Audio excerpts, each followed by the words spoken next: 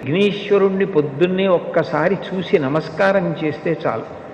అది లోకంలో ఎక్కడా లేని విశేషం.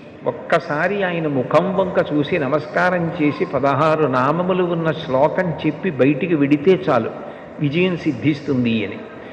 రెండవది ఆయన యొక్క అపారమైన కరుణ. ఇంకా అంతా ఇంత కరుణ కాదు విఘ్నేశ్వరుడిది. ఆయన క్షమించినంత తొందరగా ఎవ్వరూ క్షమించరు. మీరు చూడండి, అందరికన్నా ఎక్కువగా మరిచిపోయే లక్షణం ఎవరికి ఉంటుంది అంటే పిల్లల యందు ఉంటుంది. మీరు పిల్లలు అనేటప్పటికీ ఒక విషయం జ్ఞాపకానికి తెచ్చుకోవచ్చు. పెద్దవాళ్ళు ఏదైనా తింటున్నారనుకోండి, ఎవరో పెద్దలు వచ్చారు ఇంటికి, ఇంట్లో భోజనమో ఫలహారమో చేస్తున్న పెద్ద ఆయన ఆ పళ్ళెం పట్టుకునో లేకపోతే చేతిలో ఏ ఉండ్రాయో కుడుమో పట్టుకుని తింటూ వీధిలోకి వెళ్ళి స్వాగతం పలకడం, ఆ పళ్ళెం లోపల పెట్టి తాను పెడతాడు.